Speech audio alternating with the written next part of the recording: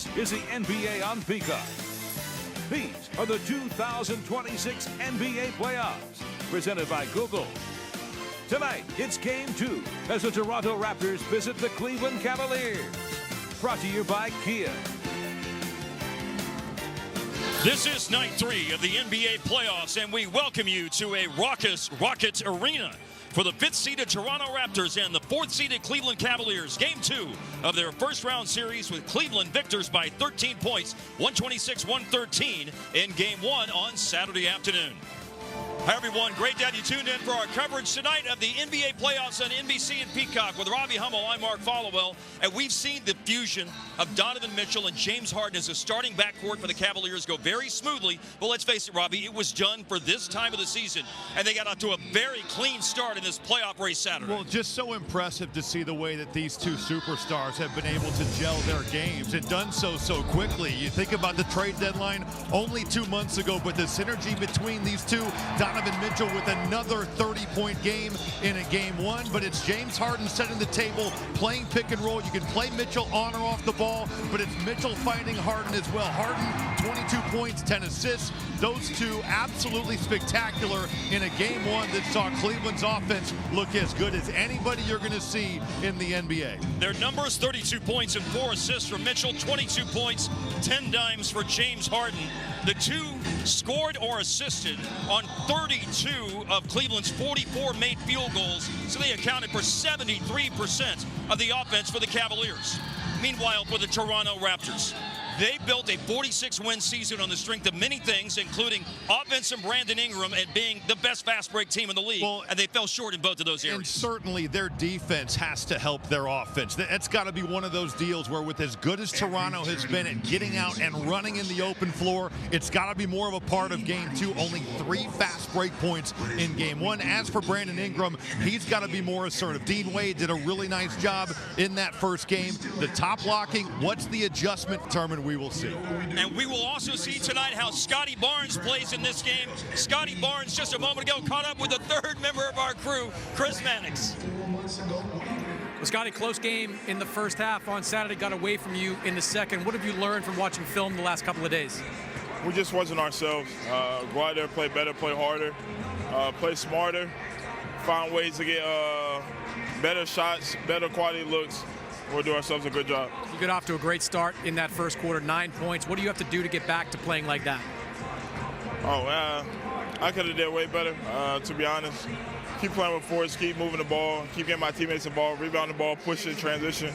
It's way more to it. Just got to be able to get the rebounds and run. You guys have lived in the paint all season long. Just 36 points in the paint in that first game. What do you have to do to manufacture more offense down there? We got to be us. We wasn't playing a lot in transition. It was more half court. I think they did a really good job of getting back, but we was just more in the half court. Get more in transition, run, rebound, run, get back to being us. That's all we got to do. Appreciate it, Scotty. Yes, sir.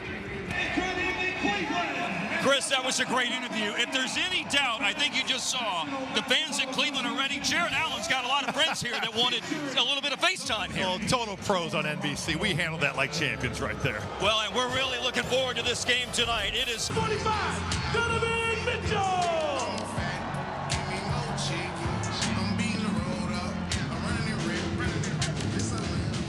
Now we have the forward, the 6'10" forward, Kansas State Wildcat.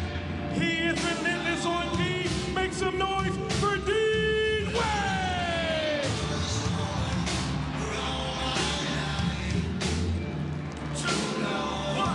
One of the most versatile big men in the game.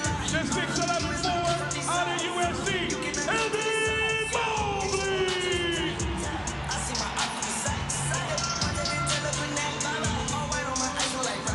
The man in the middle, he's the big man from Texas, protecting that paint, number 31, Jared Allen!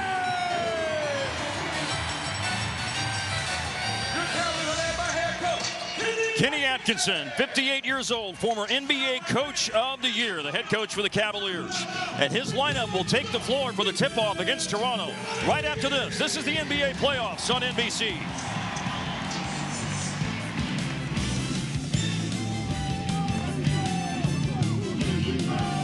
to Rocket Arena.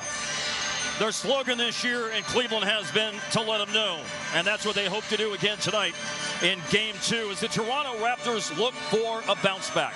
Both teams are using the same starting lineups. We had very insightful conversations, Robbie, with Kenny Atkinson and Darko Rajakovic. And listening to them, this game was not about X and O adjustments tonight. Kenny Atkinson said, we got to double down on what we did well. And Darko Rajakovic feels like his team has simply got to play with more force tonight. And for Toronto, we have heard it so much over the last. More force, they need to push the tempo, they have to be the aggressors in this game. That was certainly the Cleveland Cavaliers, and for the Cavs, it's all about staying true to what got you there in Game 1. James Harden and Donovan Mitchell were fantastic.